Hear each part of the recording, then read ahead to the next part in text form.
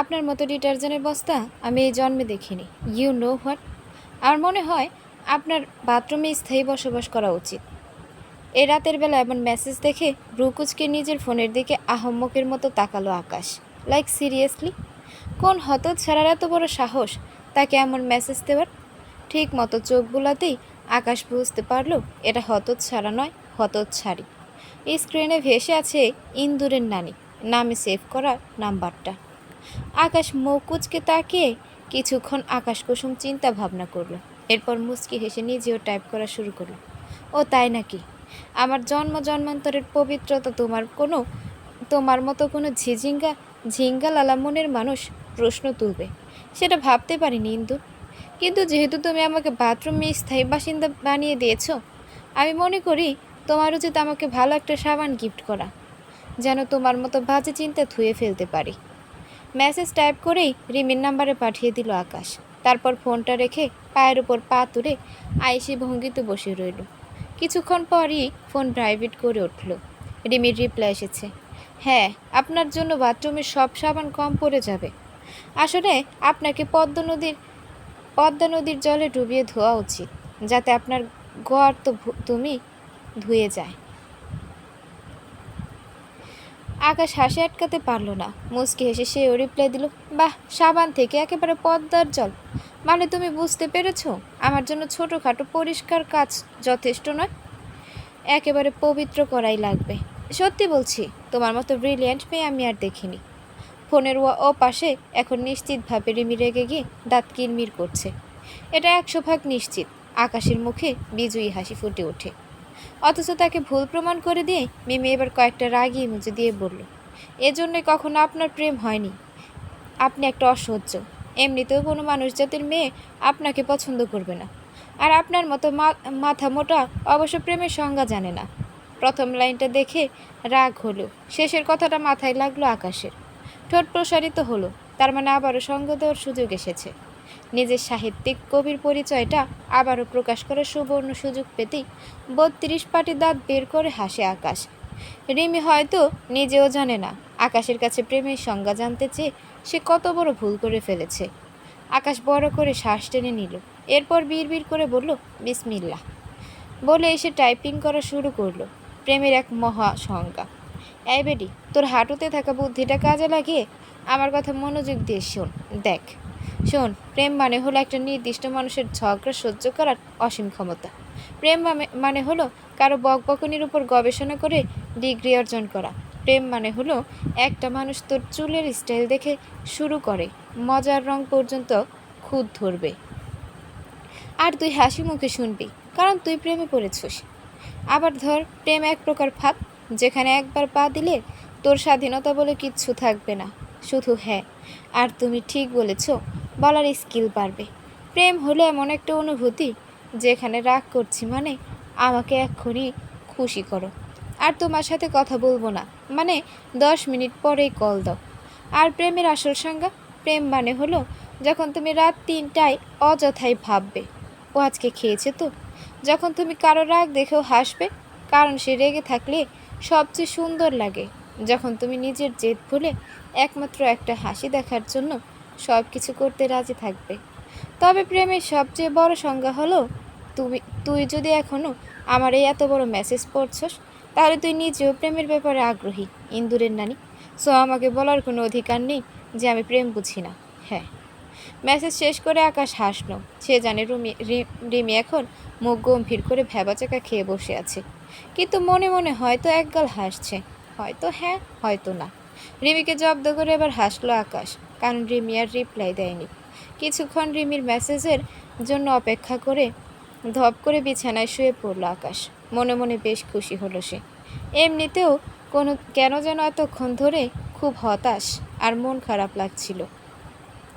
অথচ এই ইন্দুরের নানির সাথে কথা বলে এখন একদম মনটা ফুরফুরে লাগছে। লুঙ্গি গুটিয়ে চিকনি চামিনি ডান্স দিতে ইচ্ছে করছে। আহা, কি অদ্ভুত একটা অপরিস্থিতি। ফোনটা হাতে নিল আবারও। আকাশ শুয়ে শুয়ে ফোনের স্ক্রিনের দিকে তাকিয়ে থাকলো। রিমির রিপ্লাই আসছে না, অথচ সে অজান্তেই সেই মেসেজের অপেক্ষা করছে। ধুর, সে কেন এতটা এক্সপেক্ট করছে? কি এমন হয়েছে? হঠাৎ করেই তার মাথায় এক অদ্ভুত প্রশ্ন এলো। রিমির সাথে কথা বলে তারা তো ভালো লাগে কেন? সারাদিনের হতাশা, বিরক্তি, ক্লান্তি যেন নিমিষেই উধাও হয়ে যায়। অন্য কেউ হলে এতক্ষণে সে বিরক্ত হয়ে যেত, অথচ রিমি ওটা সে মনের মধ্যে একরকম অদ্ভুত প্রশান্তি এনে দেয়। এ কেমন অনুভূতি? আকাশ ঠোঁট কামড়ে ধরল। সে অন্তত নিঃসানের মতো চাপা আর নিরামিষ না। খুব ভালোই বুঝতার সে। তার মানে কি সে? না না, ধরে একদমই না। এটা প্রেম হতে যাবে কেন? সে তো প্রেম ভালোবাসায় কখনো যাবেই না। কিন্তু যদি সত্যিই হয়? আকাশ ধপ করে বালিশে মুখ গুজল। ধুর, সে তো প্রেমে পড়ে গেছে। মিট মিট করে হাসছে রিমি। আকাশকে মেসেজের রিপ্লাই না দিলেও মেসেজগুলো আবারও পড়ে খুব হাসি পাচ্ছে তার। সত্যি, এই লোকটা কি পাগল নাকি? বড় মামার কাছ থেকে একটা খুশির খবর নিয়ে এসে মিমি কেবলই ঘরে ঢুকলো। চোখে মুখে খুশির জোর। কিন্তু ঘরে ঢুকেই রিমিকে ফোনে মুখ লুকিয়ে মিটিমিটি হাসতে দেখে ভ্রু কুঁচকে তাকালো মিমি। এগিয়ে এসে বিছানায় ধূপ করে বসলো।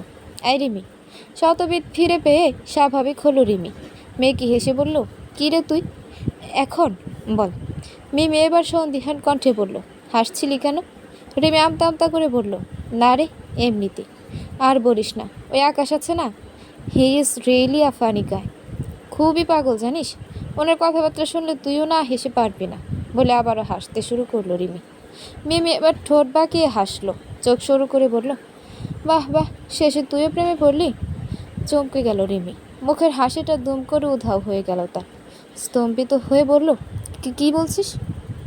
বিছানার উপর পা উঠিয়ে বসল ইমি। নির্লিপ্ত ভঙ্গিতে বলে উঠল, যা বলছি ঠিকই বলছি, না হলে ভাবা যায়? যেই বোন আমার সবসময় ছেলেদের থেকে 100 হাত দূরে থেকেছে, সেই বোন একটা ছেলের সাথে মেসেজেও কথা বলছে, মিটি মিটি হাসছে। বিষয়টা বেশ চিন্তার। মিমির কথা শুনে বিষম খেল রিমি। থেমে থেমে বলতে থাকলো, আরে না, কি যে বলিস, ভুল ভাবছিস মিমি, বিষয়টা তেমন না আসলে। হুম, বুঝেছি, থাক। রিমির কথার গতি থমকে গেল। আসলে কি? সত্যি কি তেমন কিছু না? সে তো শুধু আকাশের সাথে মেসেজে কথা বলে, হাসে, খোঁচা দেয়, আকাশও তাকে খোঁচে। এই তো। নিশান গ্রামে যাওয়ার পর থেকেই প্রায় কথা হয় আকাশের সাথে। কিন্তু তার এত হাসি কেন? কেন যে আকাশের কথা মনে করে নিজের অজান্তেই মুচকি হাসে? কেন জন্য কেউ নয়, বরং আকাশের মেসেজের অপেক্ষায় করে? মিমি তখনও তাকে সন্দেহ ভরা চোখে দেখছে। রিমি মুখ সরিয়ে অন্যদিকে তাকালো। বুকের মধ্যে কেমন যেন একটা চাপ অনুভূতি হচ্ছে। না, সে প্রেমে পড়েনি। অসম্ভব। সে কি এত সহজে প্রেমে পড়ার মানুষ? তবে কেন আকাশের সাথে কথা বলে এত ভালো লাগে? বুকের মাঝে কেমন যেন একটা অস্থিরতা ছড়িয়ে পড়ল। নিজের ভাবনাতেই হতভম্ব হয়ে গেল রিমি। মিমি এবার ওর অবস্থাটা বুঝতে পেরে মুচকি হেসে বলল, আচ্ছা, এসব পরে ভাবিস বোন, এখন আমার কথা একটু শোন। একটা ঝাক্কাস খবর আছে, বুঝলি? রিমি উৎফুল্লিত হলো। কী খবর? মিমি এবার মুচকি হেসে বলতে থাকলো, নিশান ভাইয়ার শৈলী আপু বিয়ে করে ফেলেছে। বড় মামি নাকি মামাকে বলেছে যাতে শৈলী আপু আর নিশান ভাইকে ফিরিয়ে আনে। মামি নাকি শৈলী আপুকে মেনে নিয়েছে, আর খুব তাড়াতাড়ি ওরা বাড়িতে ফিরে আসবে। রিমি চোখ বড় বড় করে চেয়ে রইল। কি? সে চমকে উঠে বিছানা থেকে প্রায় লাফিয়ে পড়ল। মানে কি তোর? নিশান ভাইয়ের শৈলী আপু বিয়ে করেছে? কবে? কোথায়? কখন? কিভাবে? আর কিছুই জানি না। মিমি ঠোঁট চেপে হাসলো, যেন এই রিয়াকশনটাই প্রত্যাশিত ছিল। আসলে তুই তো তখন ব্যস্ত ছিলি তোর ডিটারজেন্ট পাউডারের সাথে মেসেজে রোমান্স করতে, তাই বুঝতেই পারিসনি বাইরের দুনিয়ায় কত বড় ঘটনা ঘটে গেছে।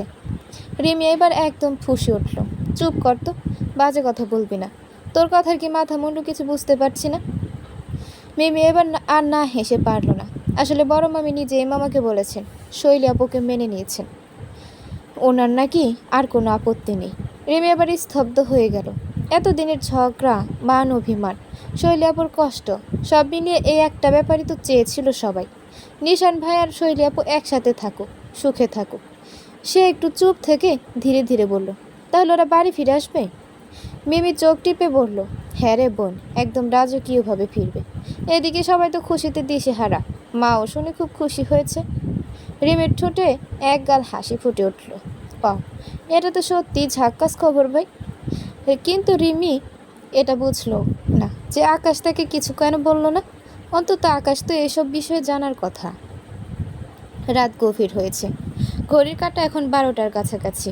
ঝুম বৃষ্টি থেমে গেছে কয়েক ঘন্টা আগে, কিন্তু তারই স্পর্শ এখনও রাতের বুকে জড়িয়ে আছে। ভিজা আঙিনায় জমে থাকা পানির চাদরে আলো ভেঙে ভেঙে পড়ে, যেন কাচের টুকরো ছড়ানো গুমট গন্ধ ভেসে বেড়ায় বাতাসে। মাটি থেকে উঠে আসা সেই স্নিগ্ধ তৃষ্ণার ঘ্রাণ, যা বৃষ্টির পরেই কেবল জাগে। গাছের পাতায় আটকে থাকা ফোঁটাগুলো মাঝে মধ্যে টপকে পড়ে, শব্দ হয়, ঠিক যেন কাঠবিড়ালের নরম পায়ের ডগা শুকনো পাতার পড়ার মতো। দূরে কোথাও ব্যাঙের ডাক ভেসে আসে, আর নালার জলে ভেসে বেড়ায় পচা জুঁই ফুলের একটা পাপড়ি, যা কালো জলের উপর সাদা দাগের মতো। বিদ্যুতের খুঁটিতে ঝুলে থাকা বাল্বটা মাঝে মধ্যে জ্বলে ওঠে, তারপর আবার ম্লান হয়ে যায়, যেন রাতের নিঃশ্বাস নেওয়া। রাস্তায় এক ফালি আলো পড়ে আছে ভেজা ইটের গায়ে, সেখানে জলের ধারা এখনো টপ টপ করে নামছে ছাদের কার্নিশ থেকে। এই রাতের নীরবতা কানে বাজে, ঠিক যেন কেউ কানে কানে বলছে কোনো গোপন কথা, কোনো সতর্কবার্তা।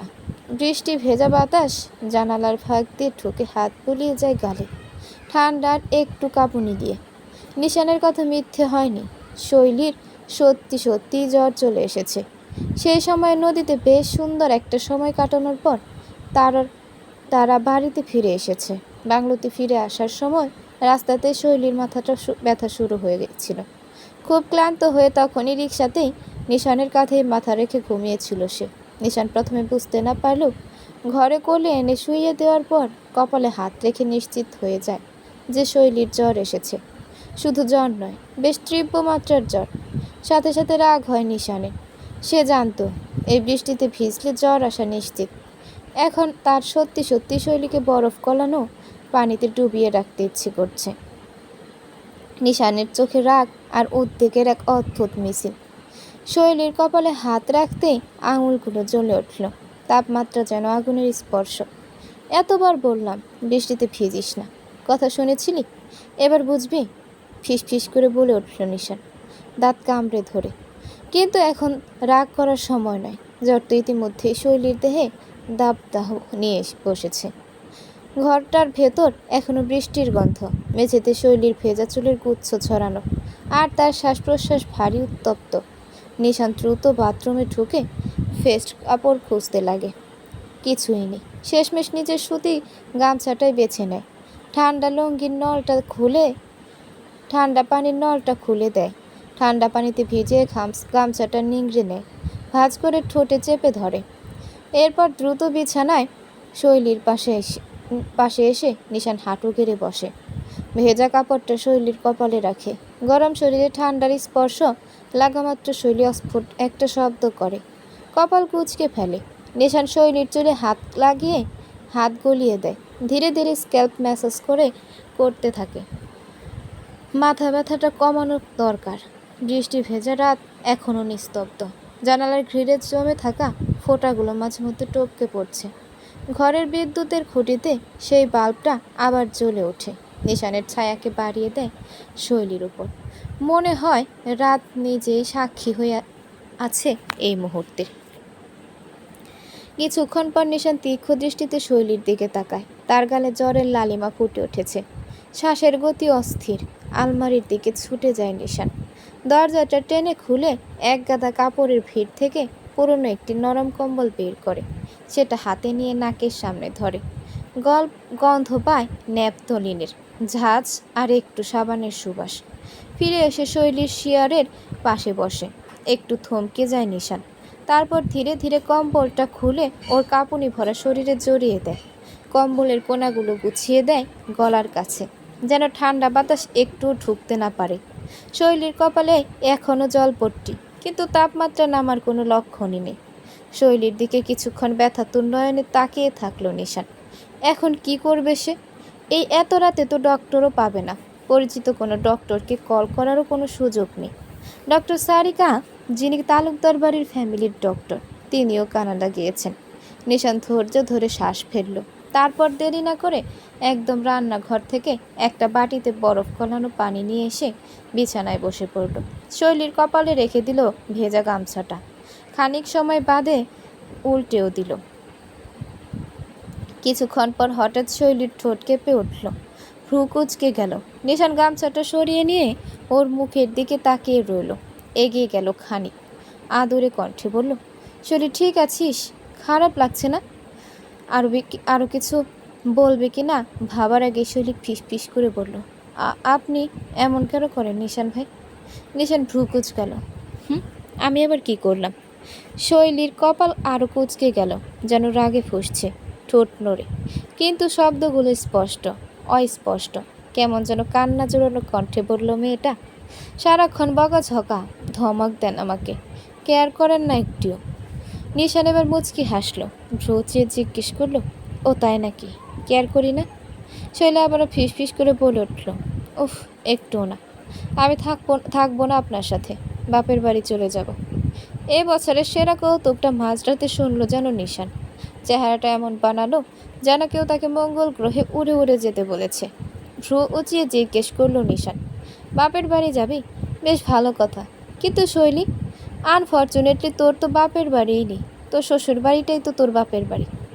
এবার ফুপিয়ে কেঁদে উঠল শৈলী। বদ্ধ চোখের পাতা কুঁচকে গেল, যেন শৈলী এ কথা শুনে খুবই বেশি কষ্ট পেয়ে গেছে। নাক টেনে বলতে থাকলো, আমার বাপের বাড়ি নেই। আমি কোথায় যাব?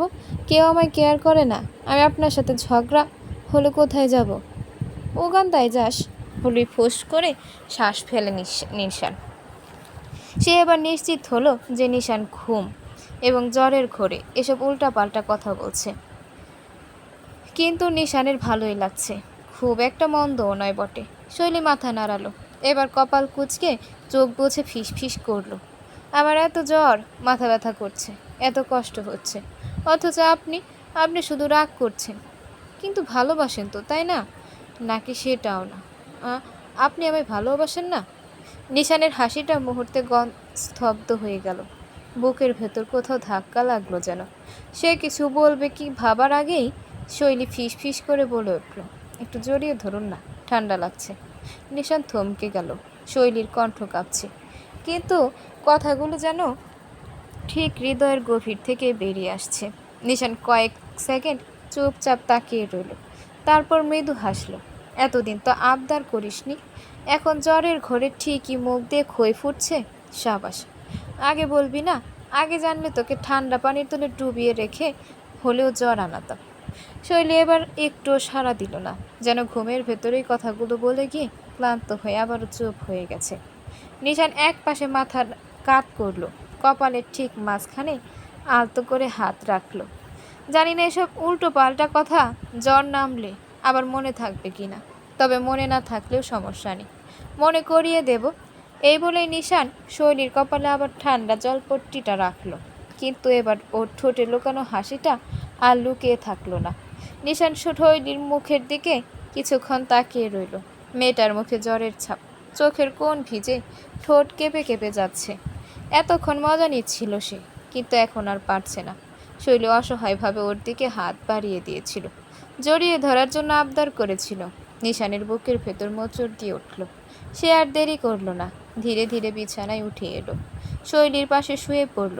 তারপর খুব সাবধানে কোমলভাবে শৈলীকে নিজের বুকে টেনে নিল, সাথে সাথে আবিষ্কার করলো মেয়েটার সারা শরীরে তাপে জ্বলছে।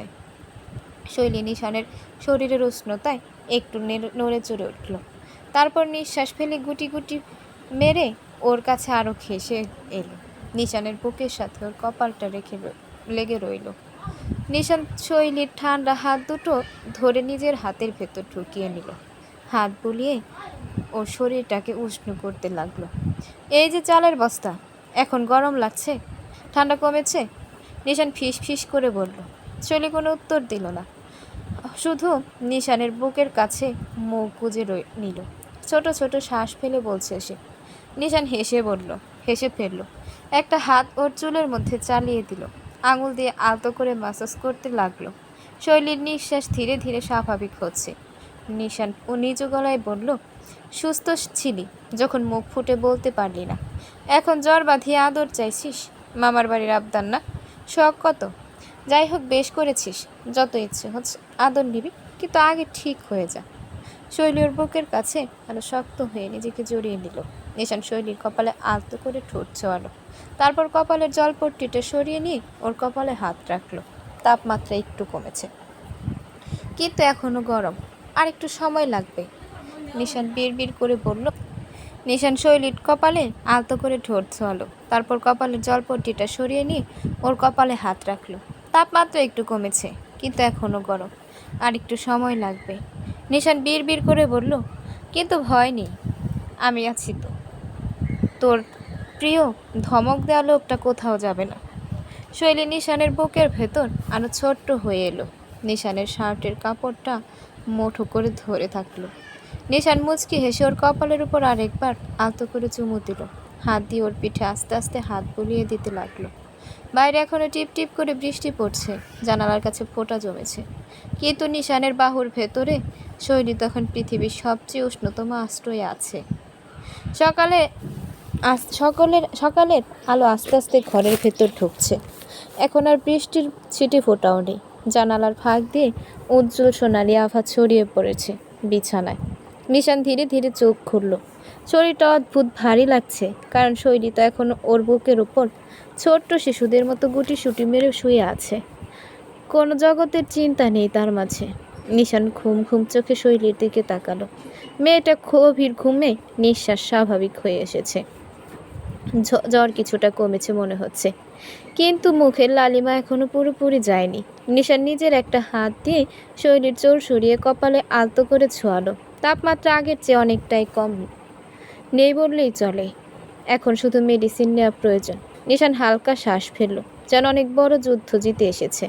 তারপর ধীরে ধীরে শৈলীর মুখের দিকে তাকিয়ে মুচকি হাসল। এত নিষ্পাপ লাগছে মেয়েটাকে, যেন গত দুরাতে সব কান্না, অভিমান আর জ্বর ঘোরের আবল তবল কথা কোনো জাদুর মতো উড়ে গেছে। কিন্তু নিশান জানে, ওর বলা কথাগুলো শুধু জ্বরের ঘোরে ছিল না, ওগুলো ছিল মনের গভীরে জমে থাকা সত্যি অনুভূতি। আর ওই একই কথা ওকে এখন শোনানো হলে এমন করবে যেন লাজুক পাতা জীবনে কখনো এই কথা শোনেনি। সে লজ্জায় মাটির নিচে ঢুকে যাচ্ছে। একটু নড়তে যেতেই শৈল অস্ফুট স্বরে একটা শব্দ করে আরো শক্ত করে নিশানের শার্টের কাপড় মুঠো করে ধরল। নিশান কিছুক্ষণ চুপচাপ রইল, তারপর ফিস ফিস করে বলল, আর কতক্ষণে এইভাবে এমন করে ধরে রাখবে চালের বস্তা? শৈলী ঘুমিয়ে ফিস ফিস করে বলল, আবার বকাঝোকা? নিশান এবার হেসে ফেলল। শৈলীর চুলে আস্তে আস্তে হাত বুলিয়ে দিয়ে বলল, বকাঝোকা করতেই হবে, নয়তো আমার আদরের শৈলী তো আর সবসময় আবদার করে আদর চাইবে না, অপেক্ষা করবে না। আমার আদর কি এতই সস্তা নাকি? শরীর চোখ বন্ধ রেখে মুখ কুচকে ফেলল। এখনো ঘুমই ভাঙেনি ওর। সকালের আলো আরো উজ্জ্বল হয়ে এলো। পাখির ডাক শোনা যাচ্ছে বাইরে। নিশান একটু পাক নিল। শৈলী যেন আরামদায়কভাবে শুয়ে থাকে। ওর দিকে তাকিয়ে হালকা গলায় বলল, শৈলী উঠবি না? দেখ সকাল হয়ে গেছে। শৈলী কুকড়ে আরও ওর দিকে সরে এলো। চোখ না খুলে বিড় বিড় করলো, উফ, আমি সকাল পছন্দ করি না, আপনি আর একটু থাকুন তো এভাবে। অবাক হয়ে যায় নিশান, তুই কবে থেকে এমন কথা বলতে শিখলি? বিড় বিড় করে আওড়ালো শৈলী, যবে থেকে আপনার সাথে আছি। আর নিশান ভাই এবার সত্যি সত্যি হেসে দিল।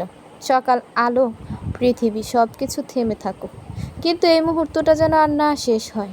ভ্রু উঁচিয়ে জিজ্ঞেস করলো, আর? শৈলী মিনমিন করেই আধো গলায় বলে উঠল, আর যবে থেকে আপনি আমায় আদর করেছেন। নিশানের হাসিটা একটু থমকে গেল। সে শৈলীর মুখের দিকে তাকিয়ে রইল। মেয়েটা এখনো চোখ বন্ধ করে আছে, কিন্তু ঠোঁটের কোণায় অদ্ভুত একটা মিষ্টি অভিমানী ভাব। নিশান কিছুক্ষণ চুপ করে থাকলো। তারপর ধীরে সুস্থে হাত বাড়িয়ে শৈলীর কপালে আলতো করে ছোঁয়ালো। আহারে, তাহলে তুই এতদিন ধরে শুধু অপেক্ষা করেছিলি, তাই না? আগে বলবি না? শৈলী নড়ল না, শুধু একটু সরে নিশানের আরো কাছে গেল। নিশান মৃদু হাসলো। তাহলে কি এখন থেকে রোজ সকালে এমন করে আদর চাইবি, চালের বস্তা? শৈলী এবার চোখ খুলল, কিন্তু গাল লাল হয়ে গেছে। এই লোকটা নতুন ডাক নামটা কোথা থেকে আমদানি করলো কে জানে। কোন অ্যাঙ্গেল থেকে তাকে চালের বস্তার মতো দেখতে ভেবে পেল না শৈলী।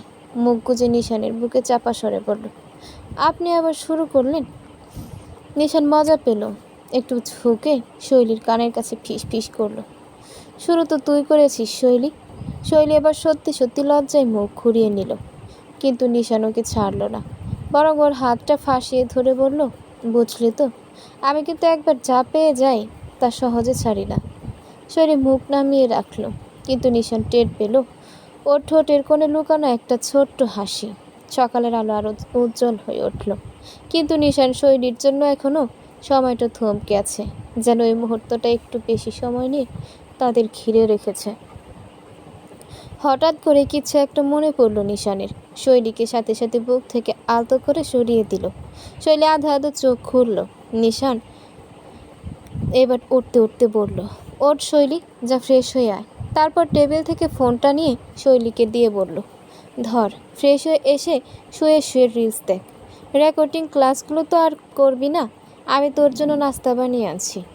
শৈলী প্রথমে একটু অবাক হলো নিশানের কথা শুনে, ঘুম জড়ানো গলায় বিড় করলো, আপনি নিজে নাস্তা বানাবেন? নিশান হাসলো।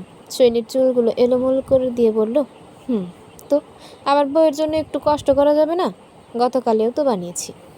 শৈলী লজ্জায় আর কিছু বলল না, শুধু ফোনটা নিয়ে ধীরে ধীরে উঠে গেল বাথরুমের দিকে।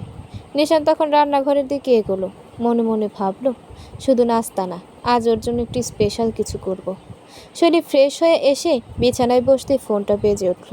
প্রথমে মনে হলো নিশানি হয়তো কিছু ভুলে গেছে, কিন্তু স্ক্রিনের নাম দেখে মুহূর্তেই শৈলীর মুখটা গম্ভীর হয়ে গেল। বড় মা কল করেছে। অবাক হলো শৈলী, কেন জানি ওর বুকের ভেতরটা ধক করে উঠল। কিছুক্ষণ ফোনের দিকে তাকিয়ে থাকলো, তারপর ধীরে ধীরে কল রিসিভ করলো। হ্যালো বড় মা, কেমন আছো? ও পাশ থেকে খাদিজা তালুকদারের গম্ভীর কণ্ঠ ভেসে এলো। খুব মজা লাগছে তাই না? শৈলীর ঠোঁট ভিজিয়ে বলল, মানে মানে বুঝিস না? শৈলীর বুক কাঁপতে শুরু করলো। খাদিজার তীক্ষ্ণ কণ্ঠস্বরটা একদম বুকে গিয়ে তীরের মতো বিচ্ছে। খাদিজা তালুকদার এবার কঠোরভাবে গলা উঁচিয়ে বলে উঠল, আমার ছেলেটাকে ছিনিয়ে নিয়ে খুব মজা লাগছে তোর? খুশি তুই? ঠোঁট কামড়ে ধরল শৈলী। ঠোঁট দুটো ছলছল করা শুরু করলো। কোটর ভর্তি হলো অশ্রুকণা দ্বারা। শৈলীর গলা শুকিয়ে গেল। নিশান যে রান্নাঘরে সেটাও যেন ভুলে গেল এক মুহূর্তের জন্য। ফোনের ওপাশ থেকে খাদিজা তালুকদারের তীক্ষ্ণ কণ্ঠস্বর ধাক্কা দিচ্ছিল ওর বুকে। শৈলী কাপা গলায় বলল, তুমি কি বলেছো বড় মা? আমি কাউকে ছিনিয়ে নিইনি, বিশ্বাস করো। খাদিজা তালুকদার তাচ্ছিল্যের হাসি দিয়ে বলল, বাহ, কি অভিনয় রে তোর! নিশান তো আমার ছেলে, তুই কি করলি? ওকে আমার থেকে সরিয়ে নিলি। তোর জন্য আজ ওর সংসার আলাদা, জীবন আলাদা। তুই কি ভাবিস এটা আমি মেনে নেব? শরীর শক্ত হয়ে বসার চেষ্টা করলো, তার হাতের তালু ঘামতে লাগলো। নিশান ভাই তো তোমাকে ছেড়ে যায়নি বড় মা, উনি তো এখনো তোমার মতো করেই তোমাকে ভালোবাসে। চুপ! খাদিজা তালুকদার কথা বলে যেতে দিল না শৈলীকে। নিশানকে তুই বদলে দিচ্ছিস, বুঝিস? ও এখন আমার কথা শোনে না, আগের মতো ফোন করে না, তোর দিকেই শুধু ছুটে যায়। তোর মতো একটা মেয়ে কি করে আমার ছেলের মাথা ঘুরিয়ে দিল সেটাই বুঝতে পারছি না। সব বুঝতে পারছিস? শৈলীর চোখ ভিজে উঠল। নিশান কি সত্যিই বদলে গেছে, নাকি এটা শুধু বড় মার দৃষ্টিভঙ্গি? ফোনের ওপাশ থেকে এবার খাদিজা তালুকদারের স্বর একটু নরম হলো, কিন্তু তার মধ্যেও কঠোরতার ছাপ রয়ে গেল। আমি কিছু বলবো না শৈলী, কিন্তু একটা কথা মনে রাখিস, মা যখন চাইবে তখন ছেলেকে নিজের কাছে নিয়ে নিতেও জানে। শৈলী কান্না আটকে বলল, শৈলী নিজ শব্দে চোখের জল ফেলছে, বুকের ভেতরটা কেমন যেন মুচড়ে দিচ্ছে। এতদিন ধরে যে ভয়, যে দুশ্চিন্তা ওর মনের কোণে গোপনে বাসা বেঁধেছিল, সেটা কি সত্যিই হয়ে গেল? কিন্তু ঠিক তখনই খাদিজা তালুকদারের গলা বদলে গেল। আগের মতো কঠোর নয়, বরং এক অদ্ভুত আবেগ মিশে আছে তাতে। হঠাৎ করে এবার খাদিজা তালুকদার অন্যরকম কণ্ঠে বলতে শুরু করলেন, কি জাতি করলি বলতো শৈলী? শৈলী চমকে উঠল। খাদিজা তালুকদারের কণ্ঠস্বর তীক্ষ্ণ নয়, রাগীও নয়, বরং ভারী, যেন এক বুক অভিমান জমে আছে সেখানে।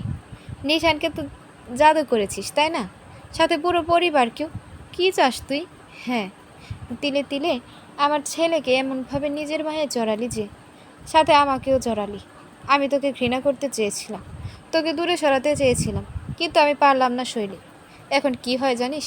তোর নিষ্পাপ মুখটা চোখ বন্ধ করলেই দেখতে পাই। নিশানের পর কোনো সন্তান হয়নি আমার, একটা মেয়ে নেই আমার। এখন তুই চলে গেলি, গেলি তো গেলি, আমার ছেলেটাকেও নিয়ে গেলি। গাধা কোথাকার, তুই কি বুঝিস না কিছু? শৈলীর নিঃশ্বাস আটকে গেল। তুই আমাকেও ভালোবাসতে বাধ্য করলি বোকামি। খাদিজা তালুকদারের কণ্ঠ একেবারে বুঝে এলো। কিন্তু আমি কিছুতেই সেটা স্বীকার করতে চাইনি। নিজেকেই বুঝ দিচ্ছিলাম যে তুই আমার শত্রু, আমাদের পরিবারের বোঝা, আমার প্রতিপক্ষ, নিশানকে আমার থেকে দূরে সরানোর কারণ। কিন্তু এখন বুঝতে পারছি, আসলে আমি নিজেই নিজেকে নিশান থেকে দূরে সরিয়ে নিয়ে দিয়েছিলাম। শৈলীর চোখ থেকে টুপটাপ করে পানি পড়ছে। কেমন যেন একটা প্রশান্তি ছড়িয়ে পড়ল বুকের গভীরে। খাদিজা তালুকদার এবারে একটু রাগে সুরে বললেন, ফিরে আয় শৈলী, তোরা তো দুজনেই বড্ড জেদি। আমি আর পারছি না তোদের ছাড়া। এত নাটক আর সহ্য হচ্ছে না। নিশান কি শুধু তোরই? ও তো আমারও। আমি ওর মা। আর তুই? তুই হলে আমার মেয়েটা। শৈলী চুপ করে শুনছে। এই ডাক, এই ভালোবাসা, এটাই তো এতদিন চেয়েছিল। ফোনের ওপাশ থেকে এবার খাদিজা তালুকদার একটু ঝাঁঝের সরে বললেন, তোর নিশানও আমার মতো জেদি। ফোন করে না, কথাও বলে না। আর তুইও কি ওর মতো জেদি হয়ে গেছিস? না, আমি এসব শুনবো না। আমি চাই তোরা আজকেই ফিরে আসিস, বুঝলি? ভালোই ভালোই ফিরে আসবি শৈলী, না হলে তোর বাপকে আমি বিচার দেব। শৈলী ঠোঁট কাঁপিয়ে বলতে গেল কিছু, কিন্তু পারল না। বুকের মধ্যে অদ্ভুত এক অনুভূতি খেলা করছে। এ কি সত্যি? বড় মা সত্যি ওদের ফিরে আসতে বলেছেন? শৈলী, খাদিজা তালুকদার আবার ডাকলেন। গলাটা এবার নরম হয়ে এলো। তোদের জন্য ভাত বেড়ে রাখবো। রাখবো তো মা? শৈলী এবার সত্যি কান্নায় ভেঙে পড়ল। এতদিনের সব কষ্ট, অভিমান, ভয় সব যেন একসাথে গলে গেল। হাতে ফোন চেপে ধরেও কান্না গলায় বলল, আমি ফিরবো বড় মা। তুমি ডেকেছ আর আমি যাব না? নিশান ভাই না গেলেও আমি যাব। তোমার কাছে যেতে চাই। গেলে আমায় একটু জড়িয়ে ধরবে প্লিজ। অনেক দিনের ইচ্ছে মাকে জড়িয়ে ধরার। খাদিজাও ওপাশ থেকে চোখের পানি ফেললে। আঁচল মুখে গুজে ধরে নিজেকে সামলালেন। তারপর নাক টেনে নিজের স্বভাবস্বরূপ গম্ভীর হয়ে বলে উঠলেন, এসব সিনেমার ডায়লগ অন্য জায়গায় দিস। বিকেলের মধ্যে ওই বদের হাড্ডিটাকে নিয়ে আসবি। খাবার ঠান্ডা হলে তোদের পান্তা খাওয়াবো আমি। শৈলী হেসে ফেলল। চোখের জল গাল বেয়ে নামতে নামতেই বড় মার এই রাগ মিশানো আদর, এই কঠোরতার আড়ালে লুকিয়ে থাকা ভালোবাসা, এসব তোর কাছে নতুন নয়, কিন্তু আজকের মতো স্পষ্টভাবে কখনোই টের পায়নি। ও হাত দিয়ে চোখ মুছে হাসি মুখে বলে, আচ্ছা বড় মা, নিয়ে নিয়ে দেব তোমার বদের হাড্ডি, নিয়ে দেব তোমার বদের হাড্ডিকে। ও পাশ থেকে খাদিজা তালুকদার হুঙ্কার ছাড়লেন, এনেই দেব মানে? তোরা কি এখন বের হবি না? শৈলী এবার সত্যি হেসে ফেলল। গলা মিষ্টি করে বলল, এই তো নিশান ভাইকে ধরে আনতে যাচ্ছি, তারপর বের হব। কিন্তু বড় মা, তুমি কিন্তু সত্যি সত্যি আমায় জড়িয়ে ধরবে, তাই তো? ও পাশ থেকে খাদিজা তালুকদার এবার একটু চুপ করে রইলেন। তারপর গলা খাকারি দিয়ে বললেন, শখ কত, নাকামিটা গেল না। আজকালকার ছেলে পেলে ঢং দেখে বাঁচি না বাবু। শৈলী হাসতে হাসতে ফোন কেটে দিল। চোখের জল মুছল। ফোনটা শক্ত করে বসে রইল নিশানের জন্য। বুকটা হালকা হয়ে এলেও আজ যেন প্রথমবার দরজার দিকে তাকিয়ে দেখল নিশান রান্নাঘর থেকে ট্রে হাতে ঘরে ঢুকছে। মুখে ছোট্ট একটা হাসি লেগে আছে। কি হলো? কার সঙ্গে কথা বলছিলি? শৈলী চুপচাপ এগিয়ে এগিয়ে নিশানের ট্রেটা নামিয়ে রাখলো। তারপর ওর দিকে এক দৃষ্টিতে তাকিয়ে হাসি মুখে বলল, নিশান ভাই, বড় মা কল করেছিল জানেন, চলুন বাড়ি ফিরি। নিশান কিছু বুঝে ওঠার আগে শৈলী ওর হাত ধরে ফেলল। চোখ দুটো উজ্জ্বল হয়ে উঠেছে। বড় মা আমাদের ডেকেছেন নিশান ভাই, এবার আর জেদ ধরে রাখতে পারবে না। আমি ফিরছি, আপনিও আমার সঙ্গে ফিরবেন, তাই তো? চলুন যাই। তুই কি জানিস শৈলী? নিশান অল্প স্বরে বলল, তুই যখন আমার কাছে থাকিস তখন পৃথিবীর বাকি সব কিছু অদৃশ্য হয়ে যায়। তুই শুধু আমার, তুই তুই শুধু তুই আর আমি এই মুহূর্তটা থাকে। শৈলী নিশানের কথাগুলো শুনে নীরবভাবে তার দিকে তাকালো। তার চোখে মৃদু এক প্রশান্তি দেখা দিল। শৈলী বুঝে যে মুহূর্তগুলো তাদের মধ্যে কাটছে সেগুলো মূল্যবান, কতটা গভীর এই ভালোবাসা, তা সে নিজেও জানতো না। শৈলী বলল, আপনি জানেন, এই যে আমাদের জীবন চলছে, এই যে ছোট ছোট সুখগুলো কিছুটা ভয়ও, সব কিছু এত দ্রুত বদলে যাচ্ছে। আমাদের মধ্যে এই সম্পর্কটা শুধু বিশ্বাস আর ভালোবাসার উপর দাঁড়িয়ে আছে, কিন্তু কখনো কখনো সেই ভালোবাসাটা কি বদলে যায় না? নিশান মৃদু হাসল। তার হাসি যেন সে অস্থির প্রশ্নের উত্তর ছিল। সে শৈলীর মুখের দিকে তাকিয়ে বলল, কিছুই বদলাবে না হিমরূপা, কখনো কিছু বদলাবে না। যতদিন আমি তোর পাশে আছি ততদিন এই ভালোবাসা থাকবে। নিশান এবার শৈলীর ঘাট থেকে মুখ উঠালো, এক ঝটকায় তাকে নিজের দিকে ঘুরিয়ে নিয়ে কপালে চুমু খেল। কোমর জড়িয়ে আরো কাছে টানলো শৈলীকে। কপালে কপাল ঠেকি ফিস ফিস করে বলে উঠল, হিমরূপা গো, তোমার এই উপস্থিতিটা, এই শান্ত ছোঁয়া আমার জীবনের সবচেয়ে সুন্দর সত্য। শৈলী হাসল। নিশান একটু সময় নিয়ে নেশালো কণ্ঠে আবারও জানান দিল, হিমরূপার চোখে চোখে যেন প্রেমের আলো, মনে বয়ে চলে এক সমধুর ঢেউ খেলা। স্বপ্নে আমি হারাই তার ছোঁয়ায়, এভাবেই থাকুক প্রেমের লালন ছোঁয়া।